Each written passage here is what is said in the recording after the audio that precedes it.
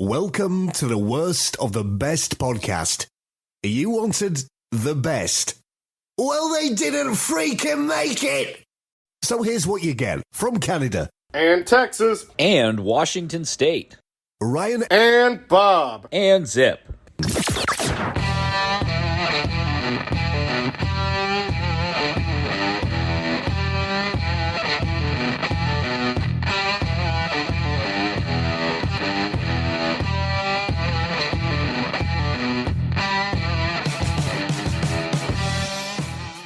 Welcome to another episode of the Worst of the Best podcast. I am your host, Ryan. With me today, we have a two-time returning guest hosts, Bob and Zip. Zip was here just recently on the show, but Bob, why don't you reintroduce yourself to the masses? Was I here first before him? I think when we both first came on to the show, I think I invited you as a duo because of your podcast, but I think Zip couldn't make it. And then Bob was like, I don't know if I want to come on the show by myself. And I convinced you to come on and you did a great job. Do you remember the topic? It was a Texas serial killer. It was like haunted something. It was Halloween themed, I think. It was a Halloween thing. Oh, wow. Another Halloween something haunted. Today. It's my deal.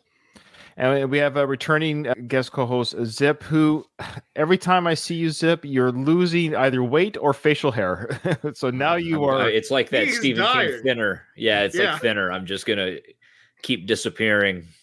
That is something that can sound bad in a different context. It's like every time I see you, you just keep getting thinner and losing more hair. Yeah, I'm fine. I'm not doing chemotherapy. You know who you look like a little bit? The actor... Please, God. Tom Sizemore. I'll take it. Sure. It's not bad. The eyes. I'm gonna Google. I don't remember. Is he one of the guys in Saving Private Ryan? Yeah. It's been a lot of. Yeah, I could see this. Just a little bit of that doppelganger, and of course, Tom Berenger. And of course, Bob looks like Mario, so it's all good. He's got more of a Wario thing going on. Oh, to be honest, this mustache is. The thing is, my fiance loves it. She literally tells me not to get rid of it, and I beg her to let me get rid of it, and she says no.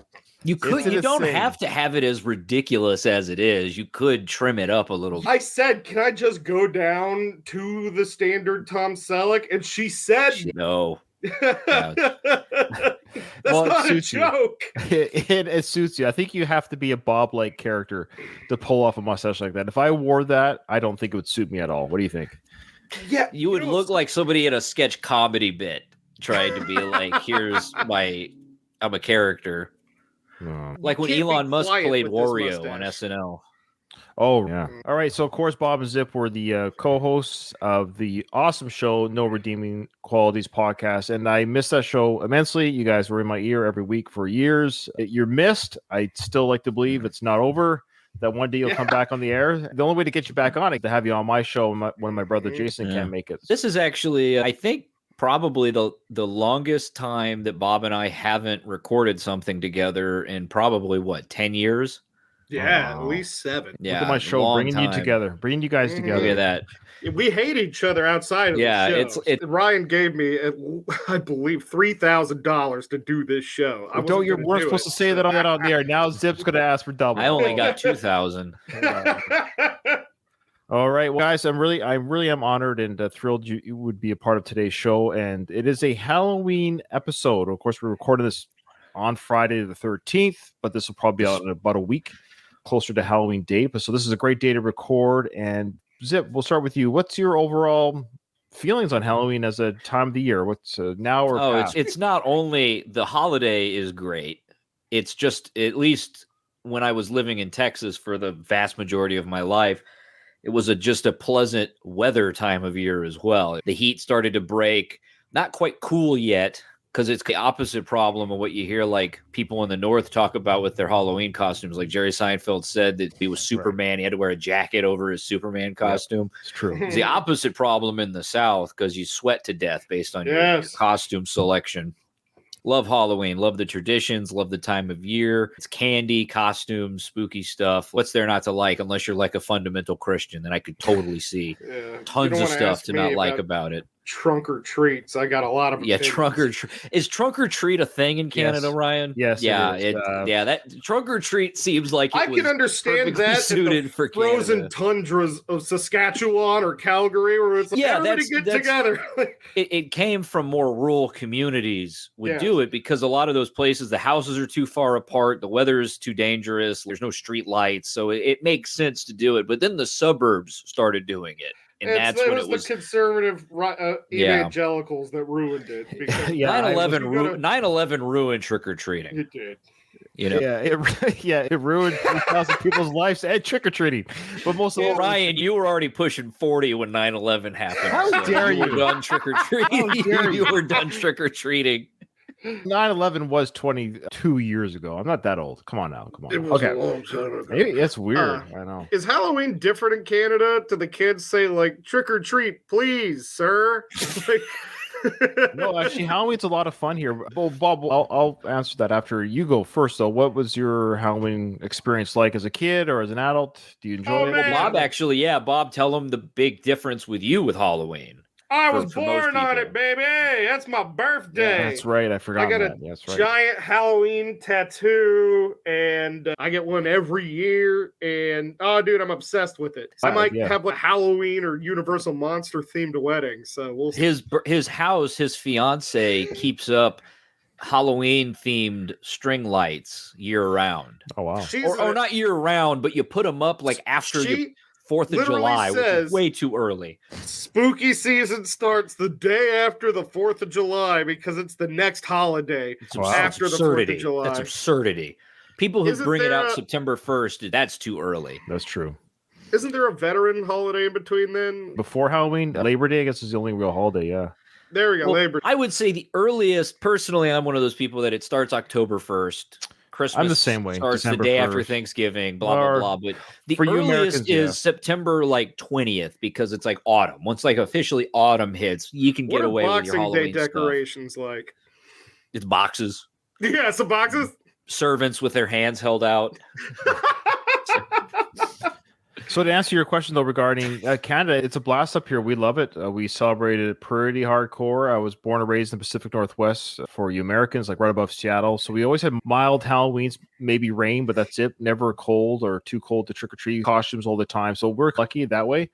And we did the fireworks. That's a big thing, too. Like, we're big with fireworks. That's fireworks? Yes. So for Halloween? That's a new one. That's awesome. Are they like Halloween colors, or are they they're just what you would like cherry bombs, firecrackers? I was going to say, wait, do you mean the blow-up ones, or are you talking about, like, displays? Okay. Both.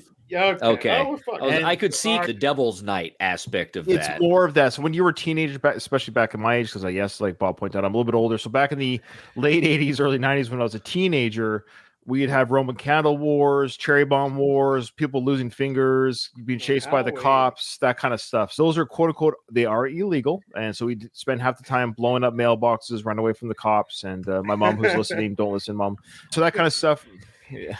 So it's a lot of fun. So we definitely was never to cause harm to people, but sometimes people got hurt when we were fooling around, if that makes sense. So yeah. Did they sell goblin insurance? Yeah. Oh yeah, we're still insured even if we mess up. How popular was the Jason Voorhees costume in Canada? Because of the hockey mask. People quit wearing that style of hockey masks like 50 years ago. It was a long time ago. Yeah. That's like that's a very old school. Yeah. I was going to say, when the hell did they have those? I've never seen a hockey player wear one. I think it was the 70s for sure. Was that style? But that was the first generation of masks, because to me, it's insanity that people played NHL level hockey without a mask on. Goalie. People played goalie without a mask on. That was the last guy to stop wearing them. Yeah. Have you seen his face? He looks like Frankenstein's monster. That's insane. Bless their steel hearts. I couldn't do it. I'm too much of a wimp. All right. So before I gave you guys this topic, I'll ask, did you know of this part of the history regarding Halloween? Did you know any of this stuff? I know the vast majority of it because I'm obsessed. But I figured, Bob. Okay, there you go, Bob, with your background and your love of Halloween. Some of it. I knew Halloween or any kind of tradition from the past. There's a lot of creepy stuff, a lot of weird stuff that humans do. We're going to go over those things today as a trio. But I've never heard of this event, occurrence, part of history. I had no idea. So, in simple terms, Halloween has been around, well, for a long time. Some are saying even maybe before Christianity was a religion.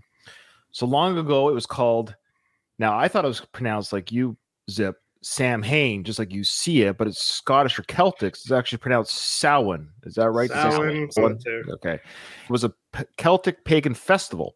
So during Samhain, it was believed that the line between the world of the living and the world of the dead got blurry. So we don't have a lot of written records about how Samhain was celebrated. So we have to rely on stories and accounts from others and other people to learn about it. But what we do know suggests that it involves some pretty spooky or mysterious rituals that are quite different from the fun and festive Halloween that we enjoy today. I'm a really big traditionalist when it comes to Halloween. And one of the things that I always do is you have to leave your jack-o'-lantern burning all night long. When you go to bed, you refresh that candle because that's the only thing protecting you from the spirits. Yeah, we do the same thing. Keep the light on all day or all night. I absolutely, totally agree. So Samhain was derived from the Irish language for November. So that's the connection. So it's actually celebrated officially on November 1st. So Samhain Eve is October 31st. It's a Gaelic festival celebrated on November 1st, marking the end of the harvest season and the onset of winter. It holds significance in Celtic and neo-pagan traditions. This festival's origins are connected to Halloween costumes. It was a time when the Celts celebrated the beginning of winter and the new year, and today it remains an essential part of the history and the traditions that underlie Halloween. I can't believe I didn't know this. Yeah, as much as I've enjoyed Halloween, I know it's called All Hallows Eve. That was derived from this. I just, again, didn't know it was a Celtic tradition. It's because the Catholic Church essentially was like, all you Irish people, we'll let you keep this one thing, but we're just going to call it something different so you can shut up. Yeah, it's actually similar with a lot of the Easter traditions with the continental European pagans. The same exact concept of like, you're going to worship Christ. We're going to do this in Latin, so you have no idea what we're telling you, but we're just going to throw crosses on all your crap, and we're just going to slide on in there. All right, so what we're going to do here, folks, is we're going to reveal or talk about 10 traditions that came from Samhain that bears some resemblance to maybe what we're doing today, or at the very least, things that were done possibly back then. I know it sounds vague, but you'll hear what we're talking about because obviously there's some things that are not practiced today, but you'll see some connections of what we do today. And I think for the worst pick, I had a couple ideas. We could say, for example, maybe the worst atrocity could be a worst pick, or there's one on here that I think is going to take the cake. I'm not going to say what it is, but I was thinking that too. Zip. But the problem with that one is it's almost too easy. So I was also thinking another criteria we could do is which one do you think is the worst carried over, the one that doesn't carry over as well in today's modern Halloween as it does back then. So whatever your criteria, it doesn't matter. It's all independent. So for this one, I'm going to give you guys carte blanche. Whatever you think is the worst of the 10. And then you just say why you think it's the worst. It could be the most atrocious, the worst transition to modern Halloween, or the one that's the most not believable this actually happened. Any reason you want to make it the worst. And when you get to your worst, don't say it during the reading, Zip. Don't say it during the reading, Bob. Remember, save it for the end. So when you talk about it, don't. That's what the audience waits for. They can't wait. Let me just clarify this so I don't screw this up at the end and look like an idiot. I'm picking. Well, that's too late. I'm picking what? It's in the name, the worst of the best. I thought this was the best of the worst. What show am I on? Okay, I'll pick whatever is the worst of something. Bob, you've got number 10, though. You want to go ahead with that one? I do. And we're going to talk about what they did with their monarchs and how they buried them. Ish. All right. So in the Irish bogs, there are these preserved bodies that have been discovered, and they look almost exactly the same as when they were alive, even though it was hundreds of years since they died. The preservation is because they're covered in a thick layer of black peat, which is also the name of that weird racist Santa Claus from the Netherlands.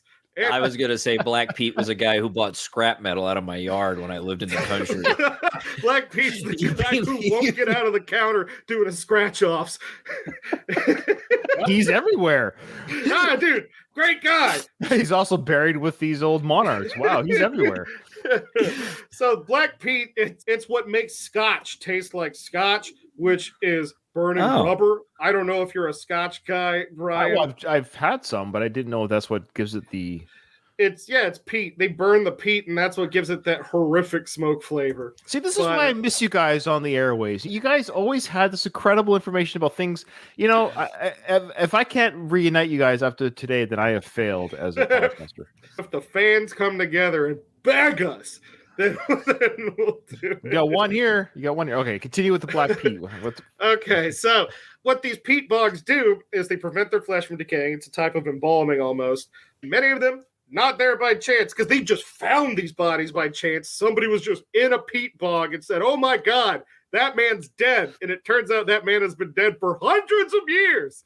They're believed they were part of ceremonial sacrifice. They think that the Celts or Gaels, whichever ones they were, that part of Ireland, that timeline's confusing, that they knew that these peat bogs were able to preserve bodies. That's what they thought. And so they intentionally put their monarchs or anyone of importance there. I know for a fact that they found like some of the best instances or artifacts of ancient like Celtic swords and Bronze Age weapons and stuff because they bury them with it. Really cool thing. It fits with the legends of their ritualistic killings of kings during Samhain. When times were tough, plagued by diseases or famines, the people would blame the kings for their hardships. And that king, because it was his fault, would be sacrificed and replaced, and they would throw that body into the bog with the help of Black Pete. Black Pete would be there with them all the way. Get in there. Too bad we don't have this kind of ceremony for our leaders today. You know what? The economy sucks. Here in the United States, I could think of 435 members of Congress that I'd love to throw in some Black Pete right now. Black Pete's gonna be very busy burying a lot of people. That bog is gonna be filled. Mr. Prime Minister, lawyers. You're going to the bog. See, you gotta head into these old time traditions. Look, things aren't working out. You're the leader. Off with your head. The problem with American politics right now is a lot of these people are already at a semi-dead, quasi-preserved state, being propped up weekend at Bernie style by their staffers in order to keep can't voting. Wait to slip into his peat bog and like some of them wish they were dead. We'd like to welcome as our fourth co-host Tony from the One Big Toilet Podcast. Yeah. Welcome to the show, Tony. All right, I miss him too. Both of you guys. Oh, you guys make me sad. Okay, that's good stuff. I love it. All right, Zip, you got number 9. All right, number 9, the rise of the dead. On Samhain, people believed that the barriers between the world of the living and the world of the dead would become thinner, allowing deceased loved ones to come back to the living world. These spirits often tried to return to their homes. In some places, people were kind to the wandering spirits. They would leave food outside their doors to nourish these passing ghosts, or even leave their doors open, setting up a place for the dead to rest. However, not all spirits were peaceful. According to an Irish legend, when the passage to the world of the dead opened, a creature called Aileen would emerge and set the town of Tara on fire every Samhain. In some places, people were so afraid of these spirits that they would lock their doors and stay inside, fearful of going outside. I gotta admit, if I knew there was ghosts wandering around, I would probably lock the door closed. Yeah, door closed, windows closed, boarded up. You got somebody, put it aside, bread and soup for Uncle Charlie to come back. Hey, here you go, buddy. You want some soup? Because it's like feeding stray cats. If I leave food out, the ghosts will just keep coming back. And next thing, I got a whole yard full of ghosts. Great band name too. Yard full of ghosts. Yard full. Yeah, they're a good punk band from the 80s. I like that. Yeah, that's the whole thing with it. Is literally it's like skin between the two worlds. It gets too thin, and saw the ghosts come through. That's part of how trick or treating came, because the kids would just go out and run through all the yards and go, give me that. And that's why people thought the ghosts were actually eating it, because the children would grab it and run to the next one. Yeah, I was going to say that must be the correlation there. A little bit of the doors being open to welcome the spirits, or the like today's kids of don't wreck our house, or you're welcome here. Here's some food. Here's a treat. So they leave happy, and they don't toilet paper your house if you don't give them a treat. Right? Is that what the trick is? The trick was the kids. This was actually after Samhain, a little bit further down the road. Is that kids used to perform, sing, and do that kind of stuff to get their treats. They actually had to do tricks to get treats. British Halloween, or there's something called Mummers Night, and it sucks. And it's something very similar, and it's religious. Mummers Night sounds like an adult fetish. I'm not sure. some of the early stuff for Halloween you hear about up in the Northeast sounds like these kids were horrible. Just the stuff they would do to people, just rip your gate off the hinges and throw it in a ditch and things like that. And God forbid the Detroit Devil's Night. Have you heard about that? Detroit Devil's Night is taking it to a whole other level because they're burning entire commercial buildings to the ground. Oh, okay. I also like the fact that this creature, Eileen, would set this town on fire every so. Yeah. This poor town is probably some bitter old man lighting this town on fire, but they just blamed it on the ghost. I'd be like, can we have a fire watch this night? Because I'm telling you, it's not a ghost. Okay, it's a person. I'm thinking also. I'm thinking also like Gran Torino style that eventually people just move, but there's one stubborn old man who won't leave Terra. Every year, it's him versus Aileen. All right, I've got the next one. This is fortune telling. This one's a little bit more subdued than the ones we've just read. So during Samhain, people used to try some unusual rituals to predict their future, often described as spells. Some were quite harmless. For example, girls would hide near a neighbor's house, fill their mouths with water, hold a pinch of salt in each hand, and listen to the conversations. They believed that the first name they heard an unmarried man mentioned would be the name of the person they would marry. So what I love about this is the guys would know this, and so they're like, "Hey, I think Susie is really hot. I'm going to say her name so I can get her to marry me," knowing that they're listening over beside the house there. So another ritual: the men would open barn doors and pretend to release corn against the wind 3 times, and after the 3rd time, a spirit would pass through the barn, taking on the appearance of the job they would have when they grew up. However, boys were advised to remove the door hinges. Otherwise, the spirit might stick around and cause trouble. This is such goofy farmhand logic. Yeah, this is like a form of OCD where it's like, okay, I have to open my barn door. I have to throw corn out 3 times. I have to take the hinges off. You got to tell the ghost he can have some corn, but you better take the door off the hinges. Else he's going to eat on your corn. This definitely has Grandpa Simpson vibes to it.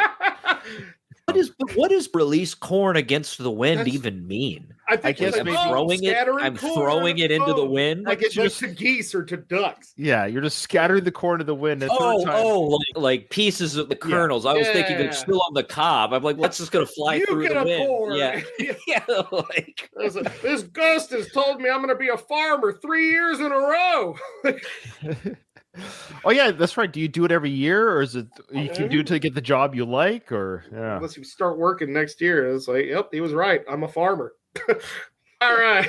Here's another thing that happened. The Celts or the Gaels or whatever, they had a whole big thing for fairies. That's where fairies come from, is that whole Irish area of the world.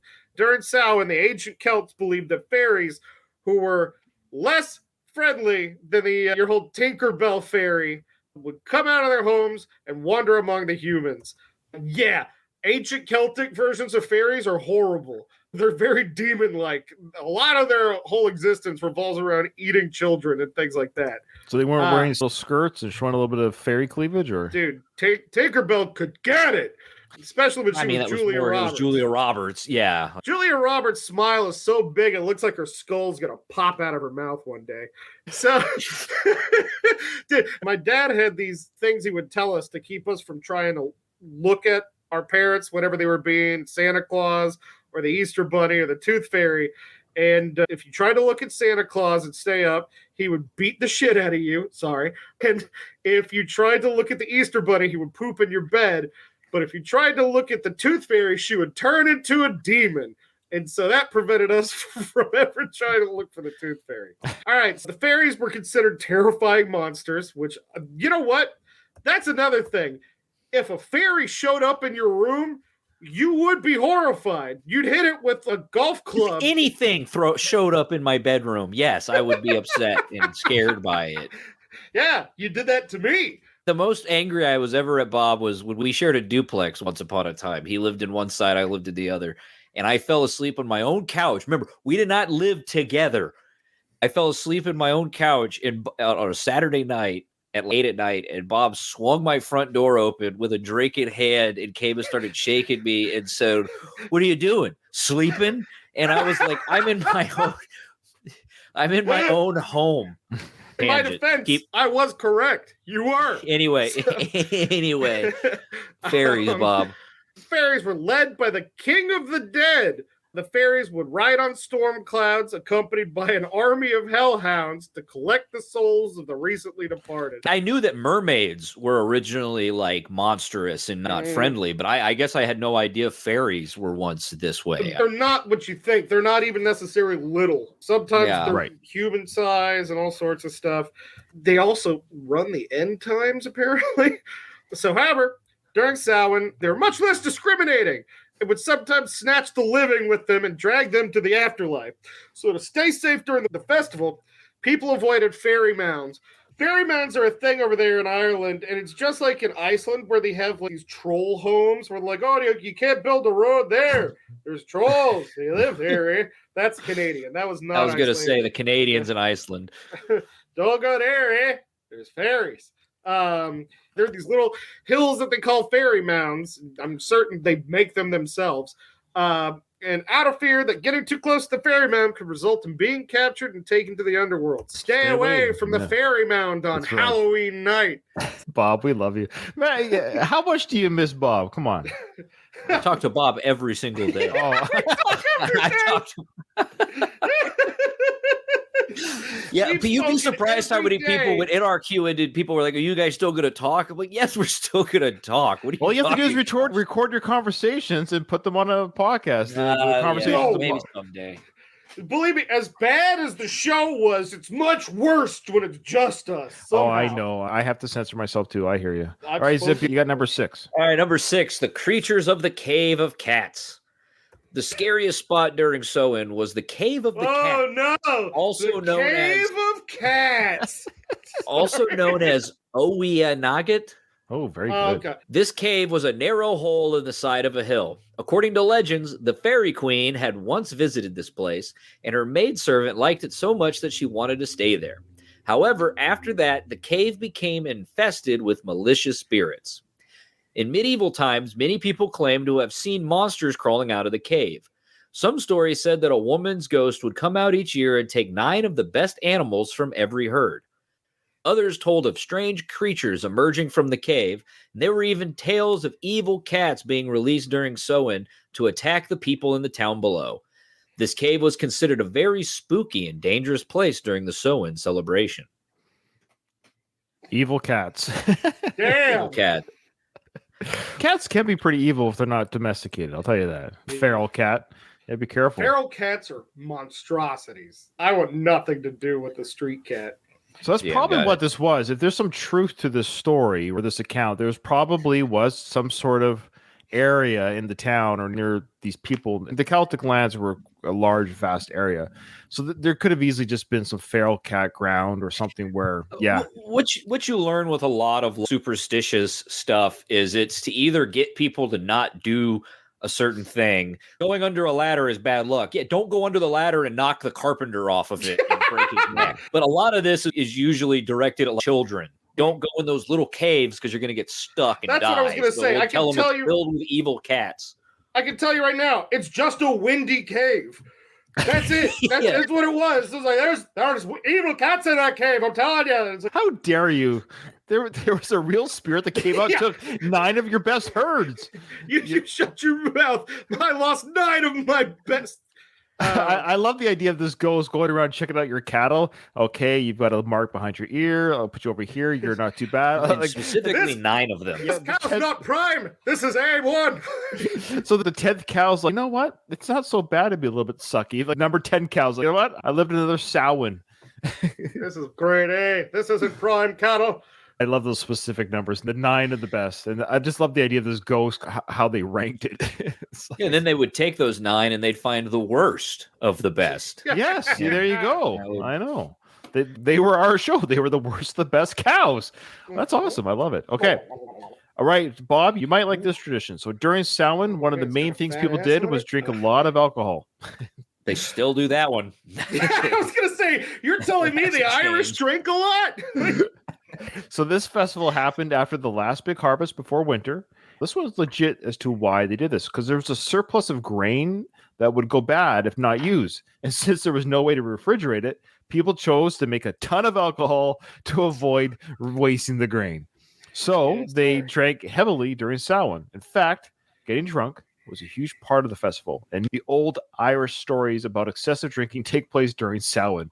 Some stories, which I didn't read the story or get any info on it, but it's called the intoxication of the Ulsterman. I'm looking that up later. Yeah, I would love to see the movie of the intoxication of the Ulsterman.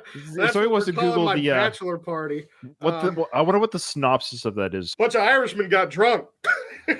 This year, the story was all about people getting very drunk during the festival, and it was a big deal during this time of year. So I get the idea that, yes, the farming's done, right? We've worked the fields, and now the winter months are coming, and we're going to have to store what we've sowed throughout the year. Let's have a little bit of party. That's fair. Get some alcohol on us, and we can't let this grain to go to waste. I love how we can't let this grain to go to waste. The only thing we can do now is make a lot of alcohol. That's something here in the States we actually know a little bit about, because in history we have to learn about something called the Whiskey Rebellion, which is all the grain farmers in the southern colonies were like, look, it's a lot cheaper to just distill all this grain. It was the western colonies, not the southern. Was it? Yeah, it's Nobody cheaper. Comes to the show for knowledge, let's be honest. Whoa, what am I doing here? The mustache. Yeah, that's it. I do love how it's just let's just get as drunk as humanly possible, and that's where all the best stories from Ireland come from, apparently. All right, so fire played a significant role in the Samhain festival, but the way people used it varied from place to place, and some customs were pretty strange and pretty dark. In Moray, Scotland, boys would go door to door asking for peat, which I told you, it's a stinky bog mass. You never use peat moss in gardening or anything like that? If you burn it, it tastes like a burning tire. Anyway, so they'd ask for peat to burn the witches. They would create a big old fire and lie down as close as they could without getting burned and let the smoke cover them. Their friends would then jump over them through the smoke and thinking this ritual would protect them magically. In some parts of Wales, people would leap over a fire and run away, believing that a creature called the Black Sow would catch the slowest runner. According to this guy, J.A. McCall, in the past, ritual was more intense. They would actually catch one of the runners, believed to carry the evils of the year, and throw him into the bonfire as a human sacrifice. So here's another thing. You ever see the movie The Wicker Man? Oh, yeah. Great movie. That's this. In The Wicker Man, they would take their prisoners for the year. Whatever prisoners they took for crimes against the tribe and things like that. And supposedly, I don't think anybody ever saw the dang thing, but they built a giant Wicker Man, and it wasn't just the one guy. They built cells into the Wicker Man and put their prisoners in it and sacrificed them to their gods and burned the whole thing. Oh, wow. Yeah. The Wicker Man. Zip. This poor guy. So they just decide, okay, you know what? This guy or girl is carrying the evils of the year. Let's just chuck them into the fire. Yeah. I've been good. I've kept my lawn up. Keep yourself in check. Be good neighbors. You're not thrown into the fire as a human sacrifice. How do you determine which one you're going to grab and throw in? Do they all get together and be like, this? Whichever one you don't like. Yeah. Whoever had a nice house that you wanted to take. That's just it. I know. It's like whoever wanted somebody's wife, somebody's house. If Black Pete was gone, I could buy his lot next to mine and expand my whole property out. You can't throw Black Pete to the fire. He's too busy being buried with the monarchs. You got to let him be. Yeah, that's a way to go. I tell you, death by fire. Come on. That has got to suck. They say at least you die of the smoke inhalation first, is what they say. They say that, but it takes a lot of heat to get that smoke going. Oh, yeah. Fire's pretty hot. Last time I checked, it's not cold. That's apparently something they did with some of the witch trials, was they were like, oh, I know you'll die from the smoke inhalation. So we're just going to take some wet bush branches and let it slowly cook you. Ugh. So, all right, who's got the next one? That's you. People dressed up as the dead. Like today's Halloween, people in ancient times also wore costumes during Samhain, but they weren't dressing up as superheroes or cartoon characters. Instead, they dressed up as the dead. They would paint their faces black and put on disguises made from straw, thinking that this would make the wandering spirits believe they were one of them. Some people even wore the skin of freshly slaughtered animals. Samhain was a time when many animals were killed to prepare for the winter, and the start of the festivities was often marked by the sounds of pigs being slaughtered. God. Yay! To protect themselves from the wandering spirits, people would take animal skulls and skins and turn them into scary-looking costumes. Just like today, costumes were a part of Samhain, but they had a more eerie and ghostly twist to them. Have y'all seen any of the traditional Halloween costumes? Oh yeah, you see them. I've seen them online there. Yeah, with the old school costumes of the kids back in the 1900s, like early, like 1920s or 1910s. Oh, that's not even the worst ones. Oh. I saw a National Geographic article where they went to some of those way backwater parts that people forget. No matter what country you're in, there's a backwater part of the country nobody ever goes to anymore, and the stuff is genuinely disturbing. They're all made with like skeletal pieces of livestock and things, incredibly elaborate like reed mats and stuff, and they're really creepy. You should look it up. It's upsetting. So that's partly where this came from. Then the idea that you're wearing real like Buffalo Bill from Silence of the Lambs, you're wearing the skin of your kill on your face and on your head. You got the dad slaughtering the pig, and he hands the head over to the little Billy. He says, "Here, put this on, son. Happy Samhain." Yeah. Ryan, do your kids dress up for Halloween? Yeah, we're taking them out this Halloween for sure. The final 3 that still trick or treat. What do you think is the latest a kid should be able to trick or treat age-wise? Honestly, I don't really have a hard age per se, but I think anywhere, I think 14, 15 is I think once you start can drive a car, you probably that's about right. If you're driving yourself from house to house, you're too old to trick or treat. Or you're able to, But if a kid's having fun and they're not causing any harm, they are dressing up, then that's fine. As long as you dress up, you're good. Yeah, I did it until I was like 16 or 17 because I used my youngest brother as an excuse. If you're taking siblings with you, that really can add to the time in which you're allowed to do it. Can I just get a little bit of candy too? Can I have a little bit? My pillowcase, please. Ryan, what do your kids put the candy in? A pillowcase? That seems to be the universal. I guess it has been pillowcases. That's what we use. A small child, you use the little jack-o'-lantern the little bucket, the horrible handle. That's like it hurts your hand. I got last Halloween when we first moved up here. I got a boo bucket from McDonald's. I got a boo bucket too. I felt like such a jackass, but I don't think I've ever heard it called a boo bucket before. That's what they're called by McDonald's. The ones from Halloween, yeah. When Bob and I were young, it was like the huge thing you would get at a McDonald's Happy Meal was it came in this bucket that you were supposed to use for trick-or-treating. Asked the guy, "Hey, this comes with the bucket, right?" And he's like, "You want the bucket, don't you?" I was like, I don't even really. It was like, you could honestly just give me the bucket. That's all I want. I was embarrassed, and he was like, "Dude, you're like the 50th grown man to come in here today to grab this boo bucket." It's a different McDonald's around the city to get like the third one she didn't have, so... Mm-hmm. Oh, I'm looking at it right now. I have never seen these before. They were from when we were kids, and then they brought them back for the first time in like 15 years. Maybe I saw them, but I just never could. I was already way ago not trick-or-treating, and I didn't have kids young enough or old enough to trick-or-treat when these were out. But yeah, that's funny. I need to put it out. We don't really have many decorations for Halloween. So here it is, actually. Oh. There it is. Your Halloween decorations is a boo bucket from McDonald's. It's a singular boo bucket. I got the first one, and I got it for the kid, and awesome. I just put it on the ground next to Mr. Love Muffin because she was young, and I go, "Sorry, it's Love Muffins now," and she cried. Man! All right, so I've got the number 2. But during Samhain and later Halloween, not only did the boundary between the living and the dead blur, but some people also used this time to blur the lines between genders. Mm-hmm. Men would dress up as women and wander the streets. In the mid-19th century, many groups that went door to door on Halloween were mostly made up of men dressed as women, often referred to as hags in Wales. These hags would go to people's homes and ask for food or a place to stay. And if a house was especially messy, that's what kills me. These men dressed as women who would even come inside the house and start cleaning, all the while making a disapproving humming sound like a strict wife. That's funny. This is a schizophrenic man. Like, yeah. I'm a lady. Let me inside. I'm going to clean your house. This sounds like, no offense. Look, you want to dress up as a woman, that's fine. But the idea that I have to clean your house now...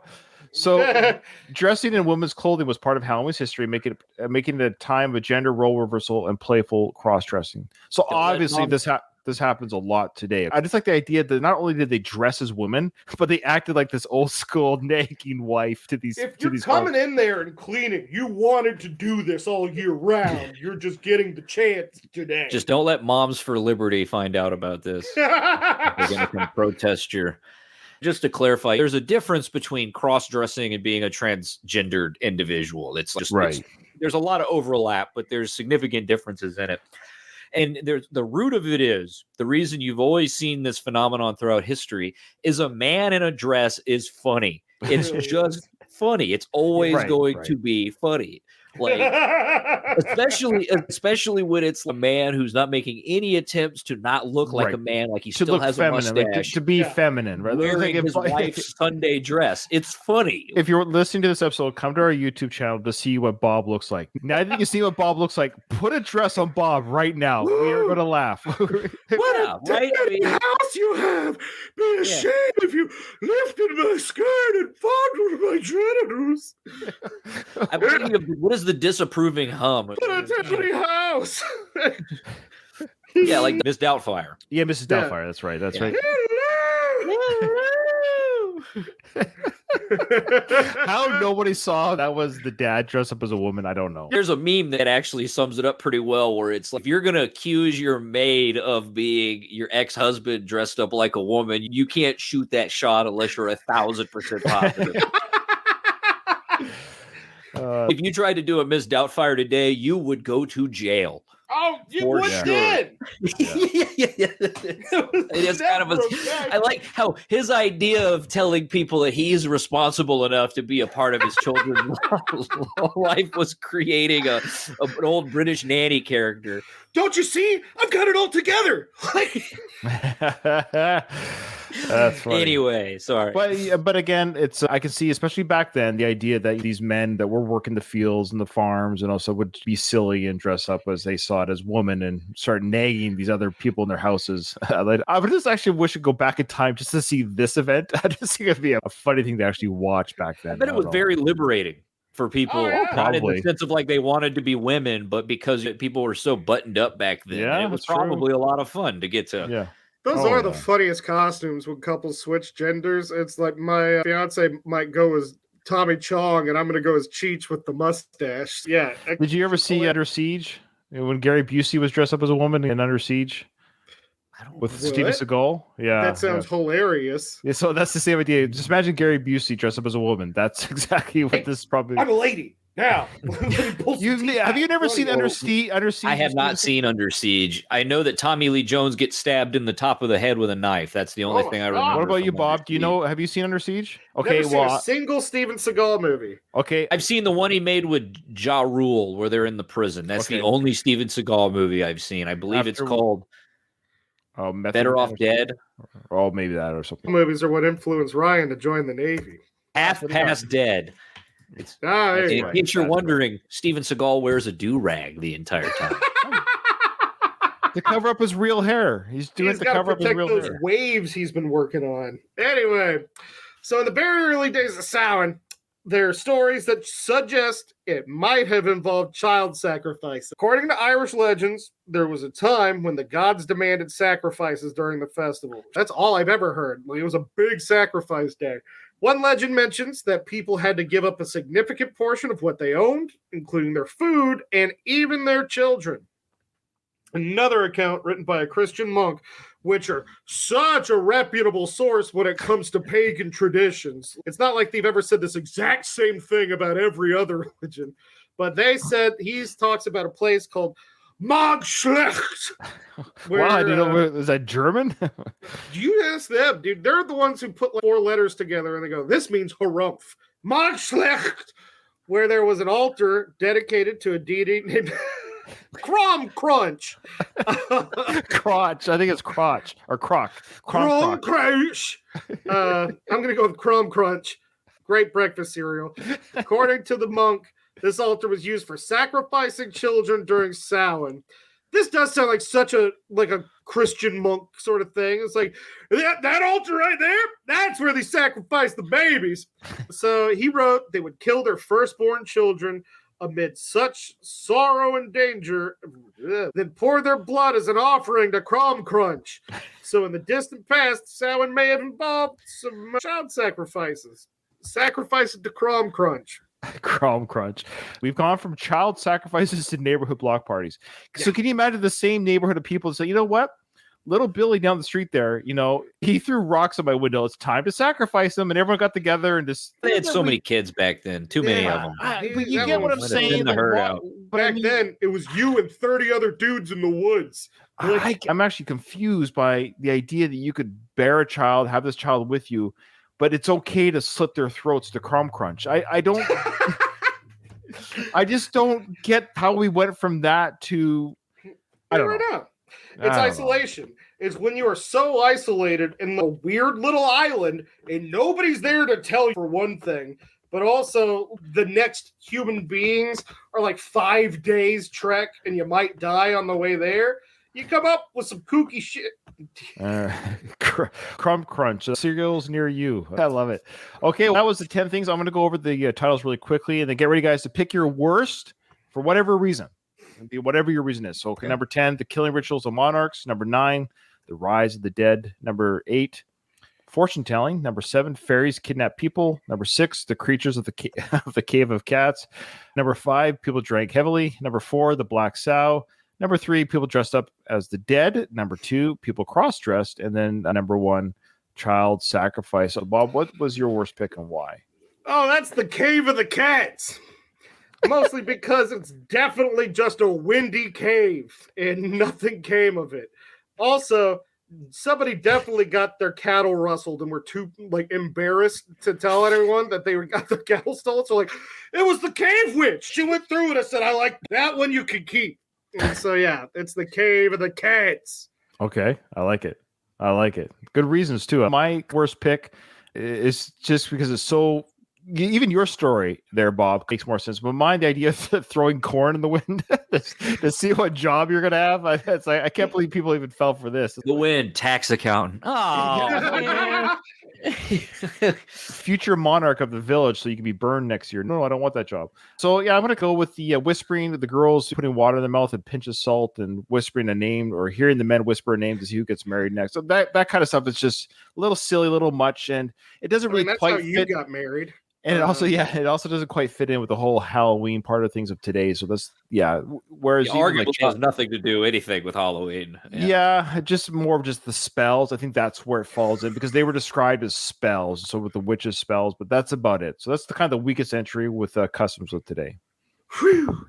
DMV clerk. Oh, shoot me now. Throw me the fire. Throw me the fire if I'm a DMV clerk.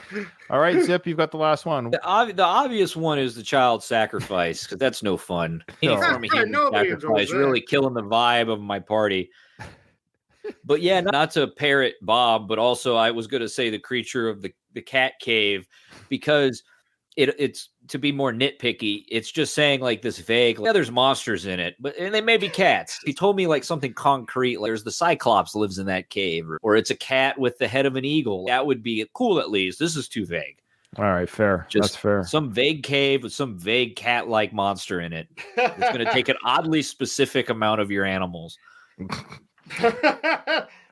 All right, so guys, do you have anything to plug before we close up? I know you're working on something, but I don't know if you're allowed to plug anything yet there, Zip, or what's the rule? I'll just say, I've got a written word project that's going to hopefully come out sometime in 2024, but I can't commit to a date. Sure. So. All right. We miss you on the airways. We're going to have you guys on again. Bob and Zip, an absolute pleasure to seeing you guys and hearing you together. And I hope some of the NRQ listeners are listening to this as well. But with that, remember, in front of every silver lining, there's a cloud. And today, for me, it was the throwing the corn into the wind to get your job. And for Bob and Zip, it was the cave of cats. Yeah, everybody go and check out the old NRQ episodes. And if enough of you come out of the woodwork and create a grassroots following, we'll think about coming back. The best place to find the back catalog is to go to nrqpodcast.com. You can find the old podcast episodes. You can also find some of the fully scripted material Bob and I made. Yeah, that's good stuff.